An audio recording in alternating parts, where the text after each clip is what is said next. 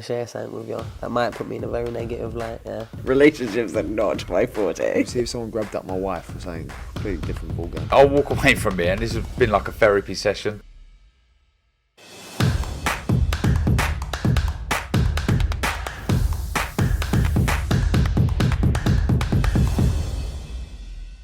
Oscar Bevis, IFL TV, proudly sponsored by Velasquez. In the Fight Hotel, it's fight week. Big John joins me. John, thanks for giving me some of your time.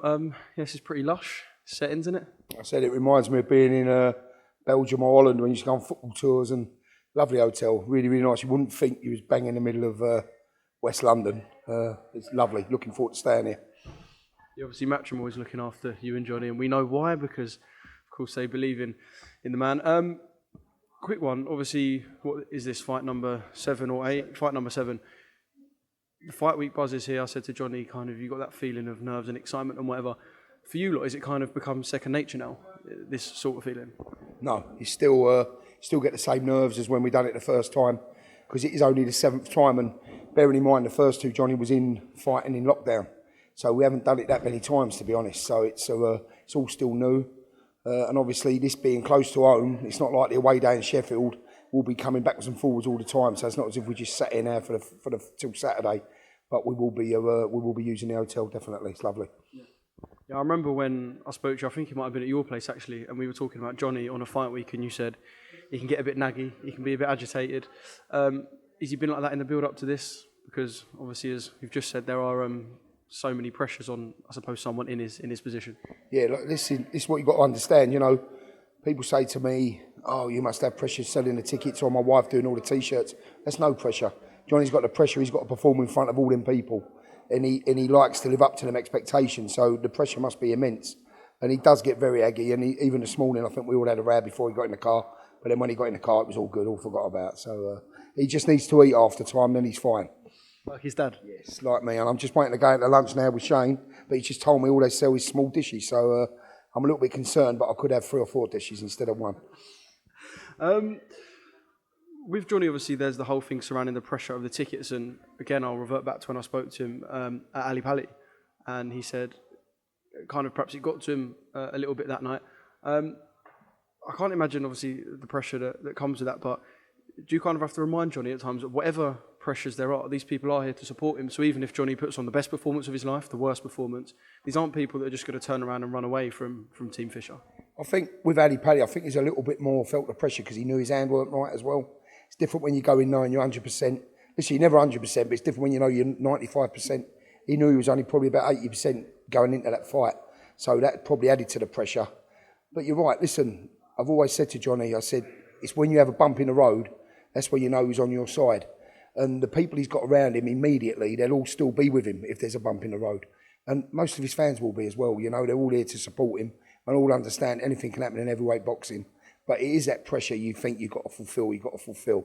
But listen, life is life. Whatever happens, you get up, you carry on, you go again. So I'm not saying anything's going to go wrong. Hopefully it won't go wrong. But life is not smooth. Sometimes there are bumps and you want people around you that will go over them bumps with you.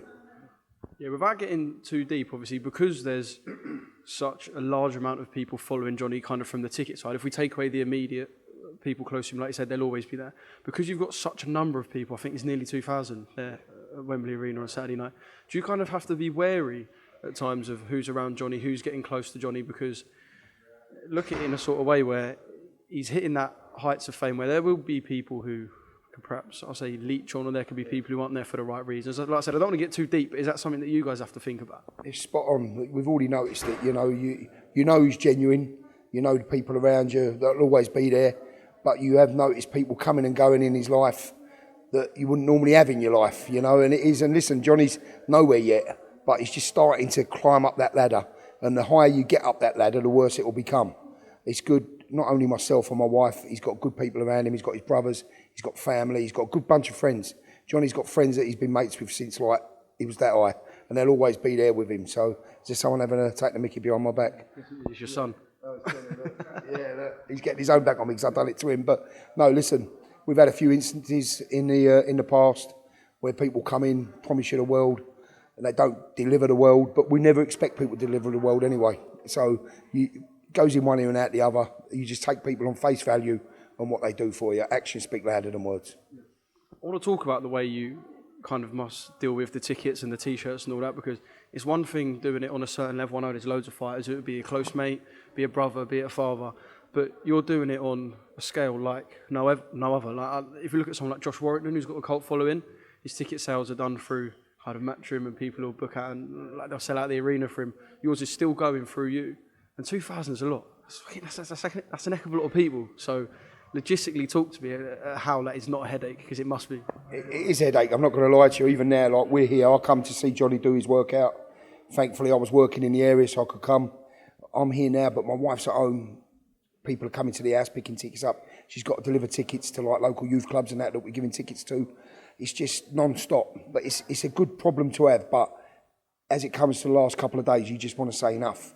You know, but I'll still be running around on fight day giving out tickets. But listen, it's not a problem, because it just means Johnny's support is growing and growing and growing. But yeah, I'm not going to lie, it has been tough. This time round has been doubly tough, because you're not only getting people wanting to buy tickets off you, you're getting people, they just want to message you and say, can you say Bosh? Can you tell me your Chinese order? So you're getting that thrown in with genuine people wanting to buy tickets, and it has been hard. But I'll do it all over again. But I think we are getting to that stage now, perhaps one more fight, not seeing past Saturday, because we've got to take that, you know, in all seriousness.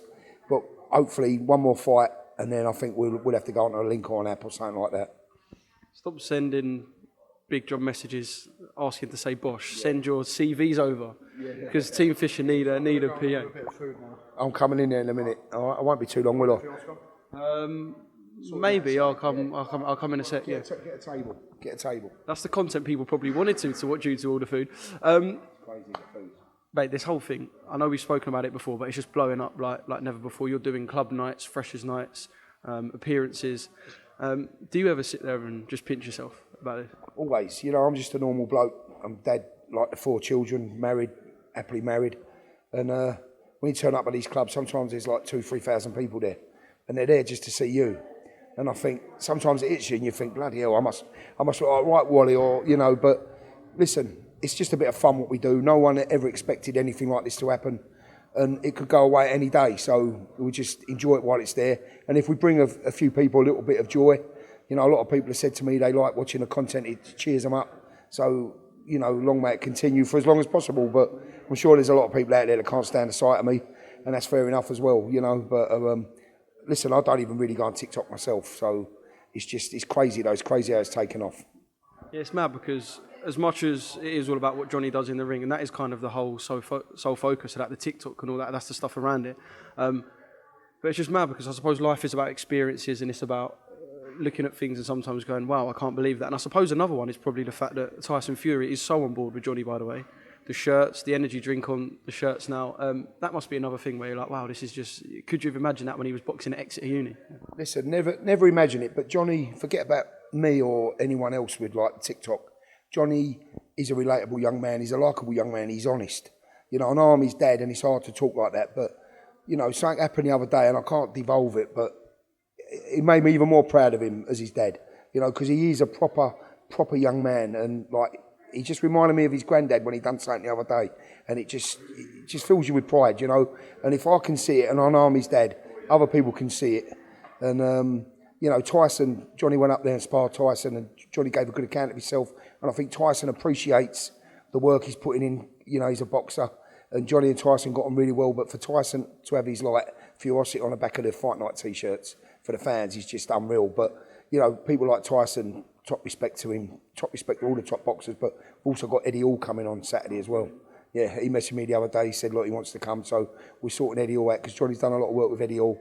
And to have people like Eddie Hall and Tyson Fury in your corner, you know, supporting you, is unheard of for a young heavyweight boxer, 6-0.